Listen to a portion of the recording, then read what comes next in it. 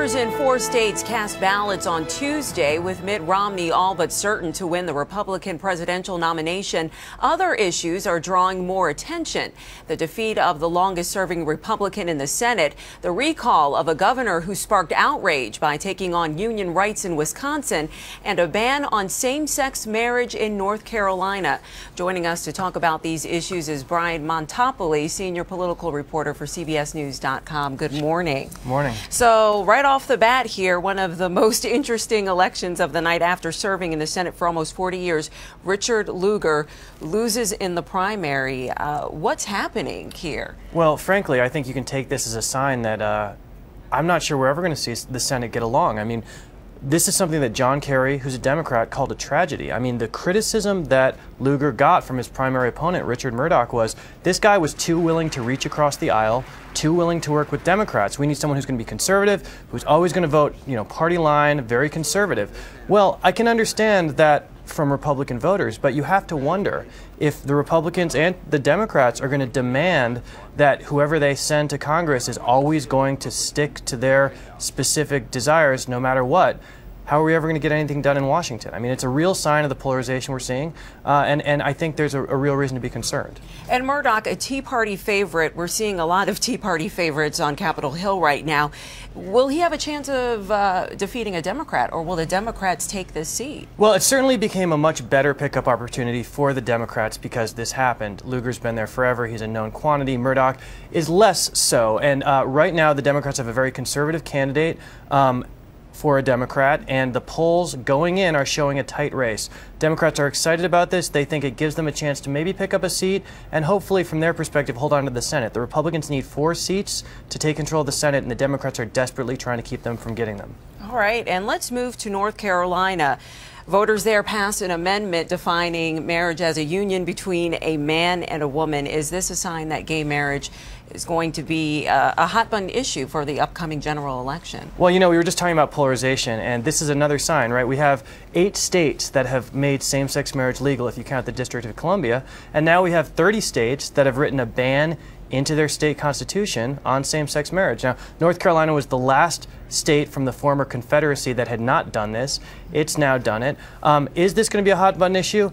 Obama doesn't want it to be. The president got in some hot water this week when Joe Biden came out and said he's very comfortable with same-sex marriage. Arne Duncan came out and said the same thing, a member of the cabinet. Obama doesn't want to talk about this. Part of the reason is that the fact that he does not support same-sex marriage really rubs a lot of his supporters the wrong way. Democrats are overwhelmingly in favor of this. And secondly, they want to be talking about the economy. If Obama is out there talking about same-sex marriage, then he's not talking about the economy, which voters overwhelmingly see as the top issue. So this is not an issue Democrats want to be talking about. It's not really an issue Republicans want to be talking about either. So I don't think it's going to be a huge issue in the campaign, but it's certainly causing some headaches for the president. All right, and now on to Wisconsin. Democrats there picked Tom Barrett to take on Scott Walker, a recall election. What do we know about Tom Barrett? Well, he faced Walker in the 2010 race. He's a pretty standard Democrat. He was not the guy that was favored by the unions in this primary, but he's a guy who's, I think, seen as the most electable candidate, at least by a lot of people in this state. But really, this race isn't about Tom Barrett. This race is about Scott Walker, a guy who is either sort of the worst enemy or the greatest hero, depending on your perspective. I mean, conservatives around the country have really rallied around this guy, but labor groups in Wisconsin have really, really vilified him. They see him. He came in there, he basically wiped out most collective bargaining rights for public employee unions, and they took that as a real sort of, shot across the bow. So this is a referendum on Walker.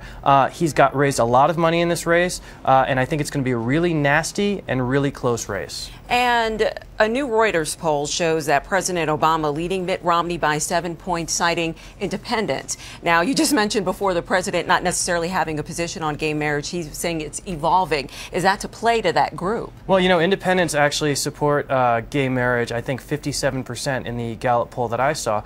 And that's interesting. But look, this election is ultimately going to be about the economy. And we can talk about independence, but I think fundamentally the issue is, does President Obama convince voters that the economy may not be where you want it to be, but is it improving? Are you seeing some progress? If you look at the swing states, in a state like Iowa, in a state like Ohio, there are positive signs for the economy. But if you look at a state like Nevada, where unemployment is through the roof, those are the places where I think this election is going to get decided. And so really, you know, I saw a story that said this is going to be a lot of well-run Senate races.